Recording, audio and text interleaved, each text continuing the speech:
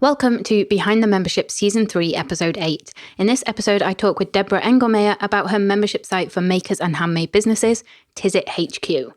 Deborah's membership is just 8 months old, but already a 6-figure business. And in this episode, Deborah shares how she actually delayed creating her membership site in order to build her audience first, which she attributes as the key to her success. We also talk about how having a membership site has reduced stress and provided more balance, enabling Deborah to do work she loves, like focus on her community. And we talk about the power of delegation as well. We also talk about how engaged the Tisza community is and what Deborah does to encourage this, including how she sent welcome packages to her first 250,000 members when she initially launched. And we talk about the challenges of content creation, as well as how aspects of the membership, such as coaching calls, have evolved since the membership has been open. Plus, much more. So let's get started. Welcome to Behind the Membership with Callie Willows.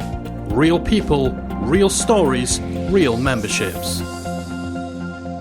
On today's show, I'm joined by Deborah Engelmajer from Tisza HQ. Thank you so much for joining me today, Deborah.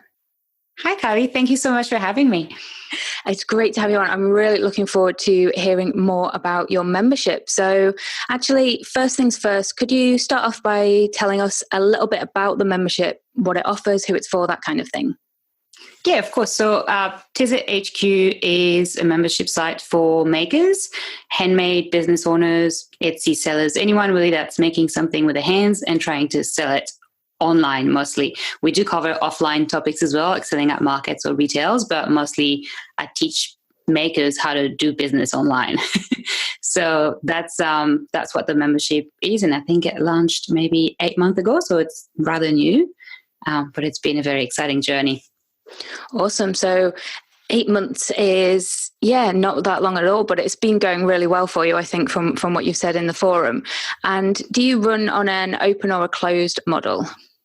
So I've had the door closed until, well, actually they're still closed now that we're recording this, but I am going into an Evergreen model. So this is, I keep on saying next week or in 2 weeks, but hopefully when this air, it will actually be open for, I really want to go into the Evergreen. But so far I've had the door closed and I've opened every couple of months. Yeah, every 2 months roughly I've been opening and I've just been emailing my list really. So I'm transitioning into Evergreen now. And what's made you decide to make that transition? I think I've always wanted to have Evergreen, but I just didn't have the system, or even my website wasn't really optimized for that. I mean, it's barely mentioned on my website actually. So that's what I'm doing at the moment. I'm just redesigning the whole thing so that it's everywhere and it makes sense. And so, it was just a bit of a hot mess, that site. So I just started fresh thinking I want to go Evergreen and redesign all of this and optimize it for it. But mostly it's because I am not a big fan of launches. It's a personal thing. I know they work really well for some people. They've worked well for me too. But it's not something that I necessarily enjoy doing. So, that's kind of why you start your own business, to do things the way you like doing them. Yeah. And that's not, So I kind of wanted to move away from that launch kind of, model, and also just offering people the ability to join when they want to join and when they need it most. I hate the idea of having people that need help with something right now and having to say, hey, we're closed for, maybe 60 more days. So come back when you don't need us anymore. So I like that people can join whenever they want. Awesome. And so do you offer other services and products as well, or is the membership a full-time business for you? It's full-time. It's definitely full-time. I do have a planner as well, a physical planner. And it actually kind of is maybe what gave me, not the idea because I knew about membership site before that, but that definitely was what made me think, hey, I should use that and turn it into a membership. And that planner is called the Maker's Roadmap. And it's really my system for starting and growing a successful handmade shop. And so it's a productivity journal that, kind of like you would have your weekly spreads, monthly spreads, and every 3 months there's an assessment that you take to understand where you're at on your journey, what you should be focusing on, what you definitely not be focusing on, to help people focus and fight that sort of overwhelmed.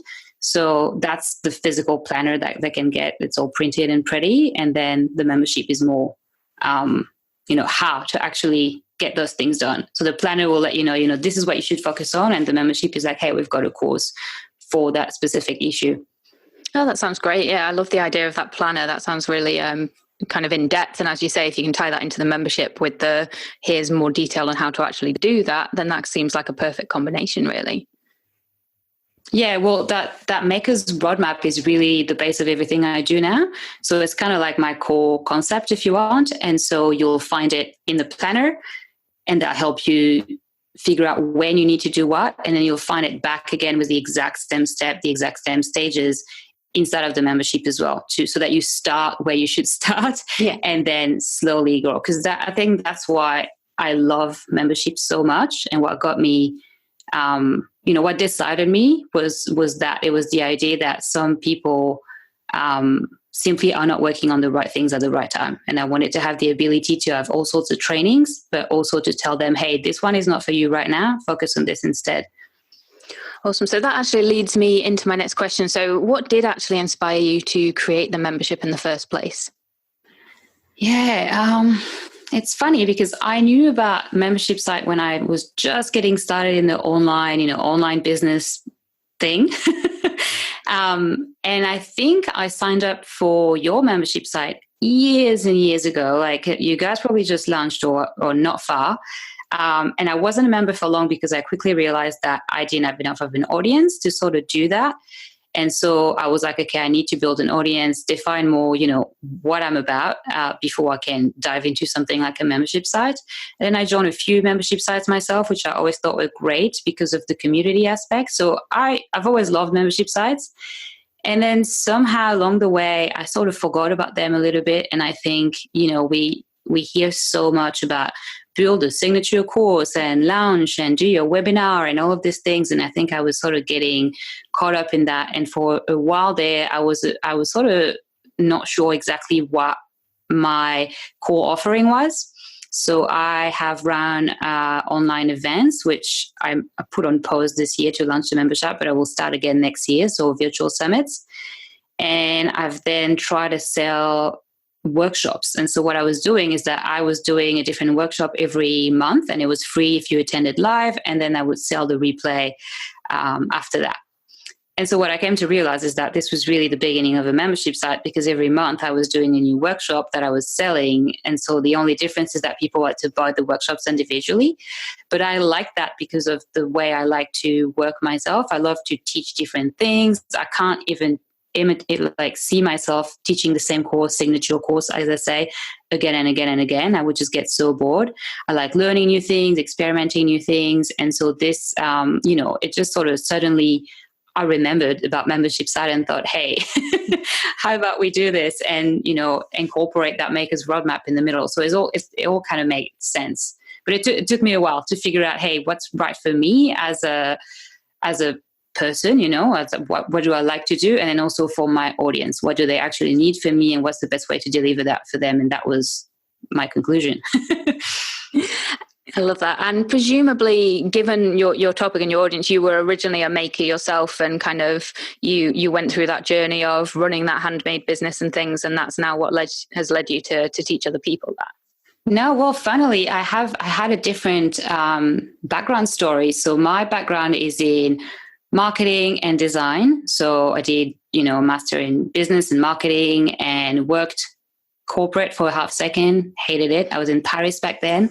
For those of you who haven't noticed, I have a French accent because I am French. And so I was freelancing for years doing website design and marketing strategy, SEO. I mean, I've done it all. And I was always working for small businesses that sort of needed that person that was going to be able to help in different areas because they couldn't afford having that many different roles. And so I worked as a marketing consultant and a designer for years before I started getting clients that were handmade shops and realizing that, hey, this is what I really like to do. Because there were other clients, I mean, all my clients were nice, I don't know if anyone's listening. I didn't hate you guys, but it just wasn't necessarily what was making, bringing me joy. And more people were coming to me from word of mouth being handmade shops. And so I just dove in and decided that I was going to focus exclusively on that. I'm a maker myself, as in I make a lot of stuff. I just don't sell them because honestly, they're not quite as good as that. But yeah, so different story, definitely, and more coming from a consulting sort of background. Oh, wow. I didn't actually realize that. So you've been running for 8 months now, you said. What would you say has actually been your biggest challenge over that time? Oh, I don't know. That's a good question. I thought the challenge was going to be keeping active in the community, and that's actually turned out to be just the easiest thing to do. I was a bit scared. I was like, how much time is this going to take, and will I be able, is it going to be overwhelming? And I just love that part. Like, I love every day checking in with my members and getting to see the progress that they're making. So that's been actually really enjoyable. I think it's more been a matter of keeping up with the content. And the reason being, I launch with a lot of content already, but I have a list of things that I want to have in the membership that I don't yet. After that, I probably will chill out a bit more. But I really want to push those out because I know they're really important for my members. And I sort of wish now, looking back, that I had like a 3-month, I don't know, maybe 3 months of sort of like content scheduled and planned and recorded ahead of time, which I didn't. So now I'm kind of every month going, crap, I've got to do this new course. And it's not like me. I'm this batching person that does everything in advance. So I kind of wish that I organized myself a bit better for that. Something I'm definitely working on. And so how much content are you actually delivering in the membership at the moment? There's a lot. There's probably over 20 courses already in there. Not all of them are necessarily in depth. Some of them are workshops, but there's definitely a good 10 that are, could be seen as your courses just on their own. So I've got in-depth courses, and we've got workshops, which are with experts for areas that I'm not necessarily an expert at. So, selling to retail stores, for example, is not something that I master. So I just kind of bring someone on board and we cover that together. And then we've got what I call tutorials. And these are like the techie little things, So I have a course, let's say, on email marketing, and then tutorials on how to do this in MailChimp, how to do this in MailerLite, so that you can actually sort of get stuff done, because I know a lot of makers get super overwhelmed by the softwares and texts and things that they have to do. And these are shorter kind of mini courses to help them move forward with that. Cool. And so do you have a set amount of content that you're putting out every month? You mentioned before that you kind of have a list of things that you want to add, and after that you'll chill out. So do you kind of have a set, this is how much I'll deliver each month, or do you work on the basis of what you manage to get done? I try to add new content every month at the moment still, but there's no sort of clear definition of this is going to be a course. So, it just really depends. Like last month, I came with a big sort of tailwind automation course, which was a big in-depth course. And so this month it was only short tutorials that I added. So it really just depends. I don't want to overwhelm that. Like, the goal isn't to put new content out so that the members are overwhelmed, I feel. Yeah. So the list is just there because there's some courses that I know I want in there because they're important building blocks for their businesses. But as soon as those sort of like core courses are going to be in there, I'm more comfortable doing less and just sort of like updating. There's a lot of that as well, like I have a big Pinterest course in there, and when changes are made, I'd rather make sure that I go and update that course so that people get up-to-date information, rather than just constantly building new content and then your old stuff starts not being valuable anymore. But I'll try to come up with one new piece of content every month. And then there's, of course, the coaching as well, because I've got live coaching session every month. So there's at least that. Awesome. And is that coaching session, is that a Q&A? Is it a group call? How do you work that coaching session? Yeah, so that's funny. I'm sort of changing that a little bit at the moment because I'm trying to listen, following your advice. I'm just trying to do whatever my members need me to do. And so when I started a live call, it was Q&A. So submit your question in advance if you can't make it live. Most people in Europe can't make it live because I'm in Australia and it's just an awkward time. And then I would also answer the question that were being asked live. And then slowly but surely, this has moved more into a critique or a feedback or a short feedback kind of thing where I'll share my screen and we go in depth into someone's website or someone's Etsy shop or someone's strategy. And we're able to sort of look together, hey, this is what you should change in terms of your SEO strategy or your pictures or your conversion, like how to optimize your site. So yeah, this is turning more into like a hot seat kind of thing, which I really enjoy because I think it's maybe more valuable. Because the thing is, I'm in the forums every day. And so I think people were like, well, I don't really know what to ask you because I'm just going to ask in the forum and someone will reply. And if not, you will reply. And so it was kind of like, why do I need to wait a month for you to answer a question, on a video when I can ask you tomorrow in the forum? So I like that this is turning maybe into something a bit more of a, in-depth strategy session. Yeah, those hot seats sound like a great idea. And as you say, it differentiates it a little bit from being able to just ask questions in the community as well, if members are using that. So you've mentioned the community a couple of times there. Is your community a forum, a Facebook group? How do you run the community side of things? It's a forum. I did not want it to be a Facebook group. I have a Facebook group, which is part of sort of like my marketing and my traffic, generation. That's a big Facebook group and I love it, but it's different than a forum. I really wanted this forum to be integrated in the website. So I've made sure, actually, I've done some custom work there to make sure that people don't even notice that they are changing. Effectively, they're even changing URL and server and all of that, but they don't see it. So that when they log into the HQ, they're in their little zone and everything is there, and they're not going to be distracted and go on Facebook. Because honestly, Facebook is just so good at that. Like that's what they do for a living. It's making sure that you're going to stay on the platform and you go and you want to check a group. And 20 minutes later, you're like, what am I doing on this page?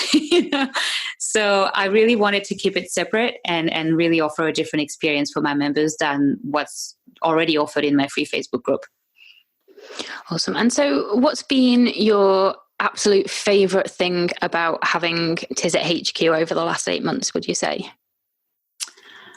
Oh, it's just changed so much. I mean, for my business, just as I said, I don't really like lunches, and I've tried them. I've always done well too. So it's not a matter of I don't know how to lunch or I have systems for them. I just don't like it. Like it drains my energy. It stresses me out, and it just makes me like anxious. Like it's just not good for me, honestly. So I love that I don't have to do that. I love that I'm going evergreen. And I love that I know I can predict my revenue. It feels so much less stressful than having those big peak in cash flow and then having to deal with all that type of cash flow management and all of that. Not that you don't do that with a membership site, but it's a bit more, you can see trends happening, and if your retention rate isn't as good as it was last month, what's happening, like you can predict and react accordingly. So yeah, I've really liked that. And so that has effect on my personal life, I guess, as well. I just feel so much less stressed. I love that I found what I'm doing. I feel like I have my core offering now, where for a couple of years here, I was, selling different things and I wasn't really sure what is it that I'm really focused on. But now it's so clear that I make decisions so much more easily because I'm like, does this help my membership or not? Yeah. Awesome. I love that. And yeah, I think, as you say, having that core that you've found and that you love doing, and that also brings in that kind of predictable revenue, just it takes so much stress off. I think there's still, stress and work involved in running it, but yeah, it's a brilliant business model. You could say I'm biased, but you know what I mean. Just a little. So let's deep dive a little bit now then. What are you finding is actually working well for you when it comes to attracting new members? So you mentioned you've been kind of working on an open close model at the minute. Mm-hmm. How have you been bringing those new members in when you've opened the doors? So this is a funny one because, as I was saying, I didn't really have a page on my website with a wait list or anything like that. I mostly used the audience that I've built before that. So I think I came in with that advantage of having an audience already, which is definitely something I would recommend people focus on doing first and then build your membership site, because it makes it so much easier. Because really my launches, or what you would say launches, when I was opening the cart the last few months, I was just sending an email to my list to announce it's open now, and then maybe 3-4 more emails over that week. And so I guess that scarcity kind of helped a bit as well, saying, hey, we're closing the door Sunday or Monday or whatever. But that's really it. I mean, I have run ads, but just on retargeting people that have been on the sales page. So really tiny little budgets. Like it wasn't necessarily, to cold traffic or even lookalike audiences or anything crazy like that. It was just really targeting that traffic, people saying, hey, you visited the page, we're closing tonight. Are you sure you don't want to miss out? And that's worked pretty well. But that's really it. And then I guess the most important part of my strategy has always been building my list to start with and then selling to that list. And so I've done that with Pinterest, works really well for me, always has. Facebook group is a big one. And then YouTube as well. So I have a weekly video show, and that's working better and better, which I really I'm happy about, because I love doing those videos, and it really helps in search as well. So people find me through my YouTube videos. And so with you mentioned you're using Pinterest there as well. So are you linking Pinterest to the YouTube videos? Are you linking them to blogs on your site? How are you using Pinterest in that way? I'm linking them to the blog on my site. And right at this minute, I'm actually experiencing with videos now, because you can do videos on Pinterest now, which is a new thing. Oh, didn't actually know that. Kind of new. Yeah, you can now upload video directly on Pinterest. I do think there's a limit of time, so I sort of have different little, snippets from my video that I put there. So I'm not able to tell you right now if it's performing really well, because we've just started. But I am running them to my blog and not to my YouTube. As much as I can, everything back to the website to get that traffic to me. Is better in my mind than sending it to YouTube. Yeah, and then being able to capture the email address there and get them signed up. Awesome. And so how are you actually keeping your members happy then? What do you do to encourage engagement and retention in the membership? Okay, how do you say that without making it sound like your website is the best on the planet? It's all right. You're allowed to say it's the best on the planet. It's the quality of the content. I really focus on that. I work really hard on my courses. I think a lot of membership sites out there just think that because it's a low price every month, they can just sort of do like the equivalent of a webinar and upload that as a recording, and then that's that. My courses are like, I know they are very valuable, and that could sell them for, my God, much more than what people are getting it for. So I really focus on making sure that my course are top notch, so that people think this is amazing, I'm making progress. Like my goal is always, I go into building a course with an outcome in mind, and I make sure that they reach that by the end of the course. The roadmap is very big. As I was saying, that's the most important part of everything I teach. And that's really helped people figure out, okay, I don't need to do this now, and I need to work on this instead. And so that really helps them sort of navigate the content inside of the membership.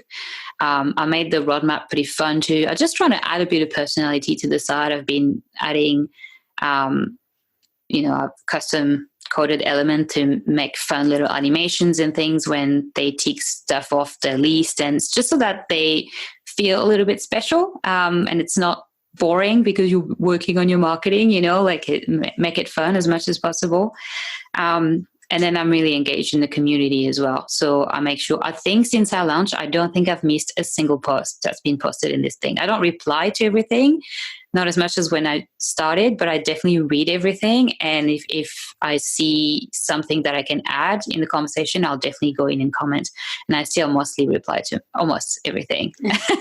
It maybe won't be possible when it's already getting a little bit too sort of like chatty in there for me to do that. But I'm very engaged, I'm very present, and I'll do surprise videos, or, sometimes instead of replying by typing, or record a video for something that I think is going to be helpful for more than one person, and post it instead of just a text. And what was the last thing I was thinking about? Yes, when I launched my founder members, I was scared that no one was going to be chatty in the community. I think everyone is. And so I really wanted to sort of encourage, them to feel like they were part of something. And so I sent little special welcome packaged with the mail, like physical things.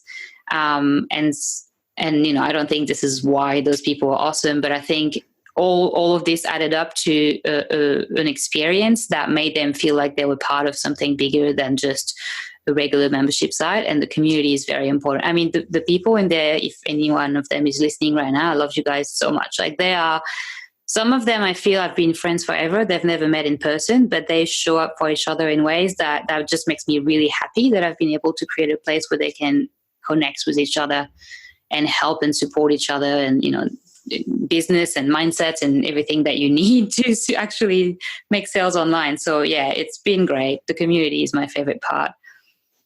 That's awesome. And so a couple of follow-up questions on that then. So you mentioned the community is really engaged now and you've got those connections going and things. Did it take you a while to get that engagement going in the first place, or did you find that kind of happened quite organically right from the start? It happened quite organically. I was waiting for those crickets. I was like, this is going to be empty and horrible. And will people like the forums? It's not a Facebook group, but it actually worked quite well. I've added a lot in my courses as well of, you know, to-do items, or kind of, I mean, they're never forced to do anything, but to encourage them to, hey, at this stage, come and upload this to this part of the forum so that we can take a look, so that people would sort of like engage and create conversations in there. So quite rapidly, people were chatting and introducing each other to, you know, it was pretty much from the beginning. Awesome. And so you also mentioned that you sent welcome packages out. What kind of things did you put in those? Yeah, so I stopped. I did it only for the very first launch, which still ended up being, I think we had almost 250 people join that very, very first open door, which I was not ready for when I was thinking about my little welcome packages, because it was all, so I had sourced elements from members or people who I knew were going to be part of my founder members. So I printed cards, but the designs were made by someone from my community. I had, handcrafted envelopes from Etsy, and those little, I had, wax seals, you know those ones? Kind of like back in I love them. No one uses them, and so I had those made with the logo on it, and that's what was closing the envelope. I made it really look special. And then inside I had a map of my roadmap, because I have that design, you know, kind of like back in the days when we didn't have GPS and you actually had a map in your car, kind of looks like that. So I printed that, and this is what took me so long, I took a Polaroid of myself with the person name on a piece of paper, which I was like, this is just going to be so easy. It's not like 250 of them. I had to have my partner obviously take the picture, because I'm holding the paper every time. We had to write the 250 names and then match that with the envelope. And it was just a lot of work, but it was so special, because each name I was like, this is an actual person that I'm going to get to help. This is I think that's all that was in there. So it was really just a welcome letter and the roadmap and just a special little photo for me saying, welcome. I love that though, because that's such a great way to make those founder members feel special and like they're part of something and part of a community. And I'm sure that kind of played into that, the fact that you got that engagement going really early on as well. So, yeah, well, that's what I was hoping to do. Yeah, I mean, you can't really quantify this, except, I definitely got a lot of messages saying this was so sweet, thank you very much. Definitely didn't get 250 of them. But, so you can't quantify if that helped with retention or not. But I think, if anything, it made me happy to do it. So I just did it. Yeah. And so you mentioned that you got 250 members at launch, which you weren't expecting. Was that a lot more than you were expecting, or did you just not really know what to expect in terms of member numbers initially? It wasn't that surprising, because I had a big list. I don't know. I guess I was just underestimating. I don't know. Yeah. I mean, I think this was definitely beyond my good goal or great goal. So I did better than what I thought I did. But then looking back, I'm like, that was really not a great estimation, because I should have known that it was going to be that kind of number. I think maybe I'm not giving myself enough credit. And so I sort of went it going, oh, it'll be good if 10 people join. And, of course there was going to be more than that. Yeah, I love that. It's always nice when launches exceed your expectations though. Yeah. But, it's scary then, because you do close your doors, and then for 2 months you're just having people canceling, and you're not getting new people in. And so there's definitely that mind game with the memberships where you're constantly looking at your growth rate, but that's your churn rate as well. So it's definitely a new way of looking at business. And those retention numbers and all of that. So you can launch, but if you can't keep people in, then it's definitely not going to stay for too long. So yeah, be working on that after that. So shifting gears a little now then, let's talk about life as a membership site owner. How does the membership actually fit into your day-to-day life? Do you have a particular routine even? Do you have a set number of hours you work on the membership? Not really. I don't necessarily have a routine for work. I mean, there's things that I'm going to do every day, like checking the forums and, emails, of course, support requests if there is any. But other than that, it has helped a lot, though, in getting rid of a lot of stress that I would have in getting ramped up for those big launches and all of that. And just knowing that I have this thing now and I could just send an email to my list when I want to open the doors, or moving forward, I'll have it in Evergreen, has really helped me feel more, I don't know, less stressed. And so I'd usually wake up in the morning. I wake up quite early, like 5:30. I'm up. I love how you're like, wow, that's early. Yeah. And then I'll just take probably a good 4 hours. The first 4 hours of my day are probably I'm not going to look at my emails or anything. I just go to the gym. I do a bit of meditation. I do some drawing or something, for myself. And I start work at around 9:30 or 10, which is quite late in my head. I used to work so much more than that. I used to get up and work and be at work at 6 or 7 a.m. And I've just realized that's just, you can't do that for more than a couple of years. So I'm much more chilled now that I've got a membership. And then, so I'll check with my community, and then it just depends on the projects that I've got on. So, sometimes when I'm not in big project mode, I have shorter days. Others, right now I'm just redesigning my entire website. It's been a massive project. I've definitely been putting more hours in. So it really just depends on what projects I'm working on.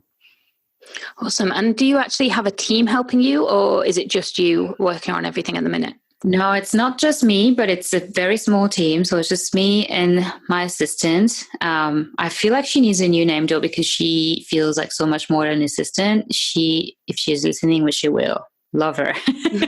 I could not do what I do without her. She has been amazing. She was my first hire. I got her as a virtual assistant just a few hours a week. She was just meant to help me with formatting my blog posts and things like that. And now she just does so much more for me.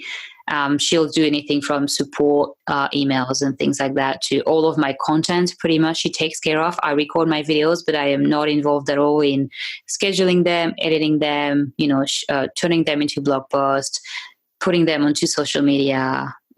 I don't do any of that. I actually have, when I send my newsletter, I have to actually go and have a look at what's going out tomorrow. I don't actually know. I forgot because I did that 3 months ago. So yeah, she's been fantastic. And then I also have a video editor that does all the editing for me. And that's it really. Growing slowly, but I think in the future, I'm definitely going to need to add some more or give her more hours. What other kind of tasks? So you mentioned that you might need more staff or bigger team. What kind of other tasks would you like to take off your plate? More of the admin and support. I still do a lot of that. I do a lot of there's stuff that I know I need to do as a business owner. Like, I want to be able to look at my reports and have those, KPI and all of that and know what's going on each month. But I hate that I have to do them manually myself. Like, that's something I would love for someone to hand me a report and go, hey, this is what this platform has been doing. And this is, all your numbers are there. And then I can just kind of look at them. If I didn't have to do that, I'd love that. All of the admin work that goes into the membership as well, like, canceling and people. So you have to, get them off the forums or new ones, or credit cards are great that don't go well. Like, all of this stuff, she helps me with it, but I'm still doing most of it. I would love to not have to do any of it at all, because it can get quite time consuming.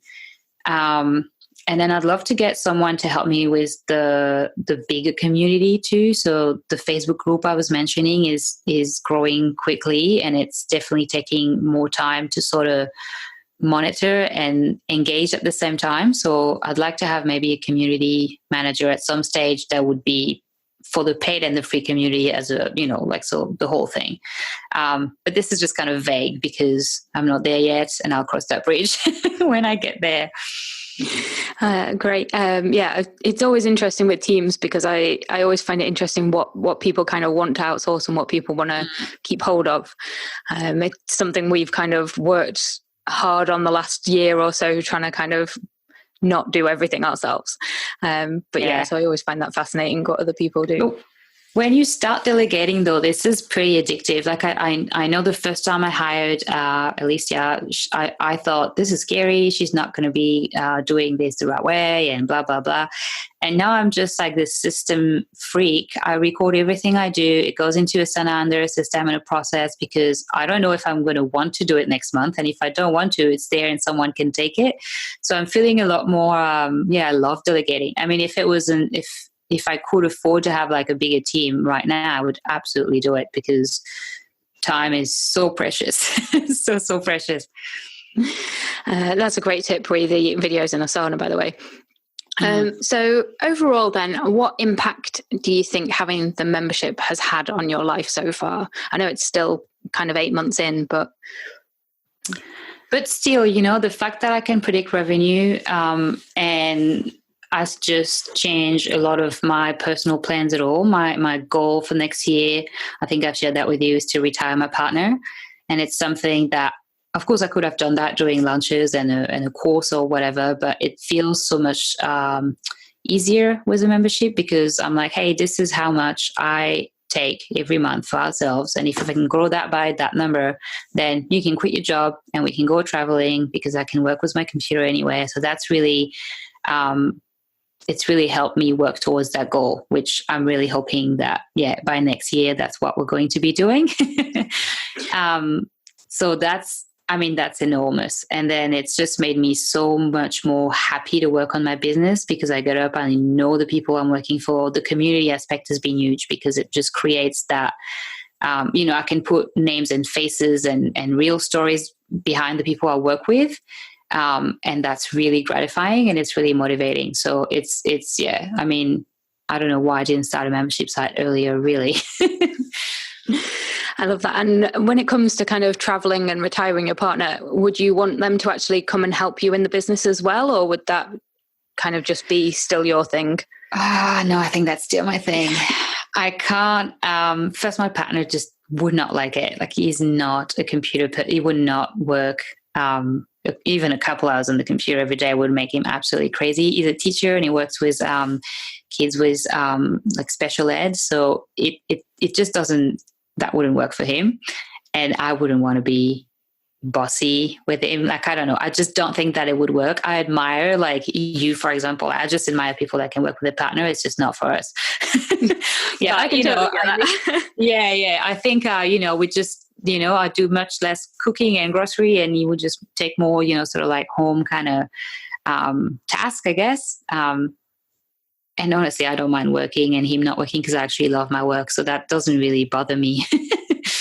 Yeah, I think just loving your work just makes so much difference to everything, really, I think. Yeah.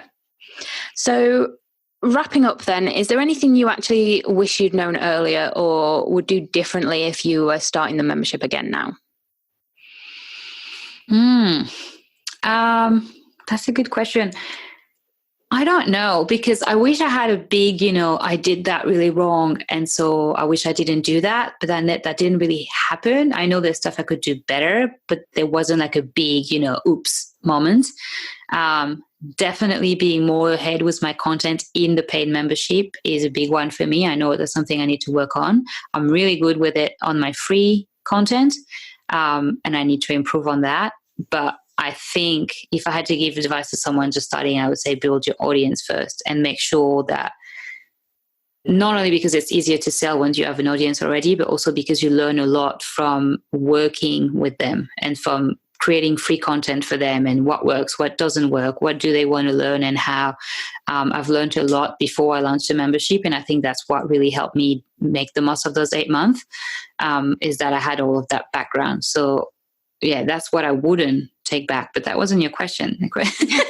No, but my next question was going to be, what tip would you give to somebody starting a membership? So you've already answered that one. Oh, there you go. No, I don't know what I would do differently. I mean, I maybe it's a good thing that I don't know, because that means, I was going to say, it's okay to say nothing. Yeah. Yeah, nothing, no regrets. There you go. So if somebody wants to find out more about you and the membership, where's the best place for them to do that? So you can go to my website, which is tizit.co, so .co, or you can go to tizit.co/HQ, and you'll go straight away to more information on the membership site. Yeah, hoping that when this airs, my new website is on, because if not... Awesome. I'll be sure to put both of those links in the show notes for you. And so, yeah, thank you so much for joining me today, Deborah. It's been wonderful to chat with you about Tisza, and I'm really looking forward to watching you retire your partner and go traveling and grow this membership even further. Thanks, Callie. I'm looking forward to seeing you in September as well. I'll be at the Retain conference. Yes, I'm really looking forward to actually getting to meet you in person there. That'll be awesome. Thank you so much.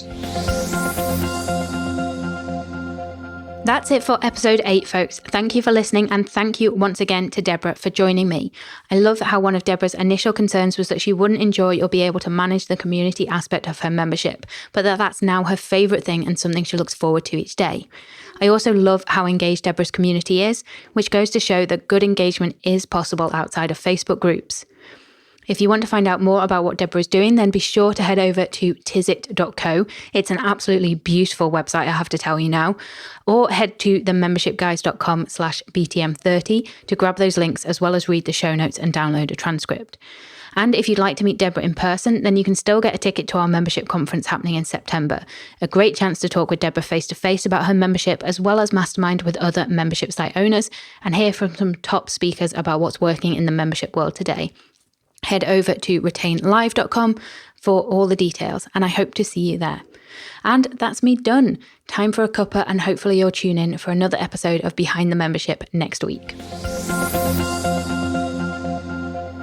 If you've enjoyed today's episode of Behind the Membership, we invite you to check out the membersiteacademy.com. The Member Site Academy is the essential resource for anyone at any stage of starting, growing, and running a membership website. So whether you're still figuring out what your idea is going to be, or whether your website is already up and running and you're just looking for ways to grow it and attract new members, then the Member Site Academy can help you to get to the next level. With our extensive course library, monthly training, exclusive member-only discounts, perks and tools, and a supportive, active community to help you along the way with feedback, encouragement and advice, the Member Site Academy is the perfect place to be for anyone looking to start, manage and grow a successful membership website. So check it out at membersiteacademy.com.